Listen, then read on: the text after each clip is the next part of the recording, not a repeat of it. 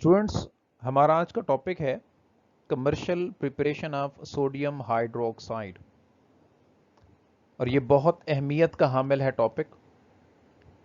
Board के papers में अमूमन लॉन्ग क्वेश्चन के तौर पे आता है और ये जो टाइटल आपके सामने इस वक्त मौजूद है commercial preparation of sodium hydroxide, ज़रूरी नहीं बोर्ड पेपर में ये इसी टाइटल के साथ आए, बल्कि इसको डिफरेंट टाइटल्स के साथ बोर्ड एग्जाम्स में पूछा गया है। वो टाइटल्स कौन कौन से हो सकते हैं, मुमकिन टाइटल्स को मैंने अलग स्लाइड पे एक्सप्लेन किया है। आइए देखते हैं कि वो टाइटल्स कौन कौन से हैं। ये सवाल ऐसे आएगा कि write a detailed note on industrial preparation of sodium hydroxide, simple. या ऐसे भी आ सकता है write a detailed note on Nelson's cell process, या इन दोनों को अगर हम मिला दें तो ऐसे भी आ सकता है how can you prepare sodium hydroxide through Nelson's cell process. या ऐसे आ सकता है explain preparation of sodium hydroxide through diaphragm cell process, क्योंकि ये जो सेल हम इसमें यूज करेंगे उसको नेल्सन्स सेल भी कहते हैं, उसको डायाफ्राम सेल भी कहते हैं। या इस सवाल को ऐसे भी पूछा जा सकता है explain electrolysis of aqueous sodium chloride, और जो सोडियम क्लोराइड का एक्वस सोल्यूशन होता है उसको ब्राइन भी कहते हैं। मतलब इलेक्ट्रोलिसिस ऑफ ब्राइन के टाइटल से भी ये क्वेश्चन आ सकता है। तो ये हैं डिफरेंट टाइटल्स जिनमें इस क्वेश्चन के बारे में पूछा जा सकता है। इन टाइटल्स के थ्रू ये क्वेश्चन बोर्ड में आ सकता है, तो ये आपको पता होना चाहिए कि अगर इनमें से कोई भी टाइटल आता है बोर्ड में तो आप यही क्वेश्चन लिखेंगे। अब हम स्टार्ट करते हैं कि किस तरह से सोडियम हाइड्रोक्साइड को प्रिपेयर किया जाता है थ्रू नेल्सन्स सेल प्रोसेस। और उस प्रोसेस को एक्सप्लेन करने से पहले हम देखेंगे कि नेल्सन सेल है क्या, उसकी कंस्ट्रक्शन क्या है, उसके कौन कौन से पार्ट्स हैं। तो सबसे पहले इसकी स्ट्रक्चर और इसकी कंस्ट्रक्शन को देखते हैं। What is Nelson cell?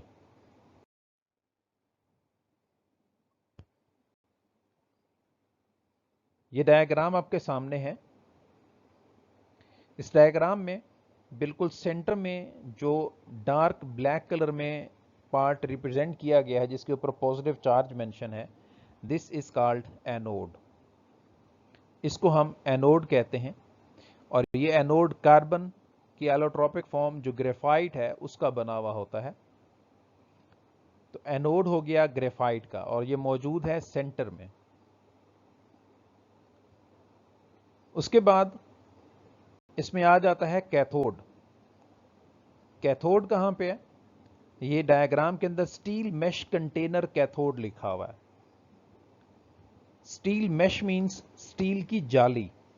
अब अगर इसको देखें डायग्राम में, एनोड के बाहर यू शेप आपको नजर आ रही है जिसमें छोटे छोटे से सुराख हैं, ओपनिंग्स हैं जिसमें, इसको हम कहते हैं स्टील मेश।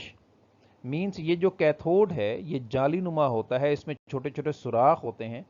जब सोडियम हाइड्रोक्साइड प्रिपेयर हो जाता है तो इन्हीं सुराखों से गुजरकर नीचे कैच बेसन में इकट्ठा होता है। तो इसका जो कैथोड है वो बना होता है स्टील का और होती हैं उसमें openings, that is mesh type cathode. उसके बाद इस एनोड जो सेंटर में मौजूद है और ये जो कैथोड है, इन दोनों के दरमियान में आपको एक पट्टी, यू शेप्ड पट्टी पोरस मटेरियल की नजर आ रही है जिसे कहा जाता है पोरस एस्बेस्टॉस लाइनिंग, या हम इसको कहते हैं एस्बेस्टॉस डायाफ्राम। इसी डायाफ्राम की निस्बत से इसको डायाफ्राम सेल भी कहते हैं। तो याद रखें, एनोड और कैथोड के दरमियान में एस्बेस्टॉस मौजूद है। ये क्यों है, इसके यहां होने की अफादियत क्या है, यह आगे आपको प्रोसेस में समझ आएगी। आपने तब तक सिर्फ इस बात को याद रखना है कि एनोड और कैथोड के दरमियान में एस्बेस्टॉस डायाफ्राम मौजूद है। इसके अलावा ये जो सेल है that is connected with constant level device. हम जब प्रोसेस कर रहे होते हैं تو ہم نے برائن کے لیول کو مینٹین رکھنا ہوتا ہے. ایک خاص لیول تک اس کو مینٹین رکھنے کے لیے ہم یوز کرتے ہیں کانسٹنٹ لیول ڈیوائس، جو مسلسل برائن کو فلو جاری رکھتا ہے یہاں پہ سیل کے اندر، اور اس کے لیول کو کم یا زیادہ نہیں ہونے دیتا. اور بالکل نیچے یہاں موجود ہے کیچ بیسن، جس پہ NaOH لکھا ہوا ہے. یہاں پہ بیکر نما مٹیریل ہوتا ہے، بیسن نما مٹیریل ہوتا ہے کہ جو سوڈیم ہائیڈروکسائڈ اوپر تیار ہو رہی ہے وہ اس کیچ بیسن کے اندر جمع ہوتی رہتی ہے. اس کے علاوہ اس ڈائیگرام میں آپ دیکھیں بیرونی سائڈ پہ ڈاٹڈ شیپ میں جو پوری یہ سیل کی آؤٹر باؤنڈری ہے، that is made up of steel. In other sense ہم یہ کہتے ہیں کہ یہ جو نیلسنز سیل ہے یہ مکمل طور پہ اسٹیل ویسل پر مشتمل ہوتا ہے. یہ پورا سیل اسٹیل ویسل پر مشتمل ہے، جس کے اندر پھر یہ چھوٹے چھوٹے پارٹس ہیں، اینوڈ، کیتھوڈ، ڈایافرام، کیچ بیسن ایٹسٹرا. اس کے علاوہ آپ دیکھیں تو اوپر آپ کو ایک جگہ پہ NaCl لکھا ہوا آ رہا ہے جس میں ایرو اندر کی طرف یوز کیا گیا ہے. دس از انلیٹ، سوڈیم کلورائڈ انلیٹ. یہاں سے سوڈیم کلورائڈ جو ہمارا ایکو سولوشن ہے اس کو ہم سیل کے اندر ڈالتے ہیں، مینس برائن کو یہاں پہ ڈالا جاتا ہے. اور نیچے رائٹ سائڈ پہ آپ دیکھیں اسٹیم کا لفظ لکھا ہوا ہے، یہ ہے اسٹیم انلیٹ. یہاں سے ہم اسٹیم کو اندر بھیجتے ہیں. اسٹیم کا کام ہوتا ہے یہ جو کیتھوڈ کے اندر چھوٹے چھوٹے سوراخ ہیں جہاں سے سوڈیم ہائیڈروکسائڈ نیچے آ رہا ہے، اس سوڈیم ہائیڈروکسائڈ کے ساتھ سوڈیم کلورائڈ بھی ہوتا ہے، تو اندر کی یہ جو اوپننگز ہیں یہ خالی رہیں، اوپن رہیں. اس مقصد کے لیے ہم اسٹیم کو اندر ڈالتے ہیں تاکہ یہ اوپننگز اسی طرح سے خالی رہیں اور کام چلتا رہے. اس کے علاوہ آپ کو دو آؤٹ لیٹس بھی نظر آ رہی ہیں. ایک رائٹ سائڈ پہ ہے اینوڈ کے ساتھ جہاں سے کلورین خارج ہو رہی ہے، یہ کلورین آؤٹ لیٹ ہے. اینوڈ پہ کلورین گیس بنتی ہے اور وہ یہاں سے باہر خارج ہو جاتی ہے. جبکہ لیفٹ سائڈ پہ H2 ایرو لگا ہوا ہے، یہ ہائیڈروجن آؤٹ لیٹ ہے، یہاں سے ہائیڈروجن گیس جو ہے وہ خارج ہوتی ہے. تو یہ ہے نیلسن سیل کی کنسٹرکشن. آئیں اب دیکھتے ہیں کہ اس سیل کے اندر پروسیس کیسے چلتا ہے.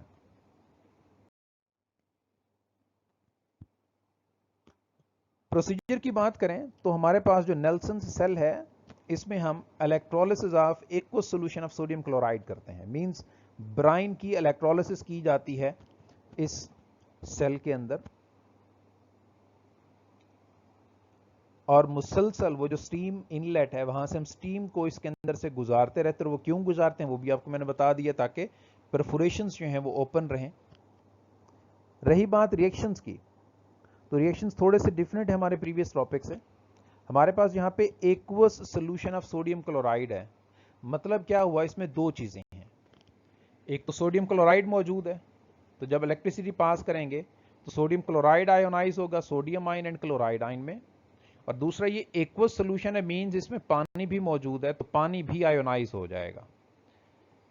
مطلب ایکوس سولوشن کی وجہ سے اس میں ہمارے پاس دو طرح کے کیٹائنز بنیں گے، سوڈیم آئن اینڈ ہائیڈروجن آئن، اور دو طرح کے اینائنز بنیں گے، کلورائڈ آئن اینڈ ہائیڈروکسل آئن. اب دو اینائنز میں سے ایک اینائن جائے گا اینوڈ پہ جس کے اندر آکسیڈائز ہونے کی طاقت زیادہ ہوگی، and that is chloride ion. Chloride ion anode پہ جا کے الیکٹرانز خارج کرے گا، اپنی آکسیڈیشن کرے گا، کلورین گیس کی فارم میں، وہ جو ہم نے آؤٹ لیٹ دیکھا تھا وہاں سے کلورین خارج ہو جائے گی. جبکہ دو کیٹائنز ہیں سوڈیم اینڈ ہائیڈروجن، ان دو کیٹائنز میں جس کے اندر ریڈیوس ہونے کی طاقت زیادہ ہے وہ آ جائے گا at cathode, and that is hydrogen ion. Hydrogen ion جو ہے وہ کیتھوڈ پہ آ کے الیکٹرانز گین کرے گا، ہائیڈروجن گیس میں تبدیل ہوگا اور ہائیڈروجن گیس بھی اپنی آؤٹ لیٹ سے باہر خارج ہو جائے گی. مطلب اس پورے پروسیس میں ہمارے پاس سوڈیم کلورائڈ کے آئنز تھے، واٹر کے آئنز تھے، ان میں سے کلورائڈ آئنز کلورین میں چینج ہو گئے at anode, hydrogen ions hydrogen gas میں چینج ہو گئے ایٹ کیتھوڈ. باقی اس میں دو آئنز بچ گئے، ایک سوڈیم آئن اور ایک ہائیڈروکسل آئن یا ہائیڈرو آکسائڈ آئن. یہ دونوں آئنز آپس میں مل کر بنا دیتے ہیں سوڈیم ہائیڈرو آکسائڈ، اور اس طرح سے ہم سوڈیم ہائیڈرو آکسائڈ کو تیار کر لیتے ہیں. لیکن یہ جو سوڈیم ہائیڈرو آکسائڈ تیار ہوتی ہے، سوڈیم ہائیڈرو آکسائڈ میں امپیورٹی کے طور پہ سوڈیم کلورائڈ بھی ساتھ شامل ہوتا ہے. तो हम कैसे इसको सेपरेट करते हैं, आए देखते हैं।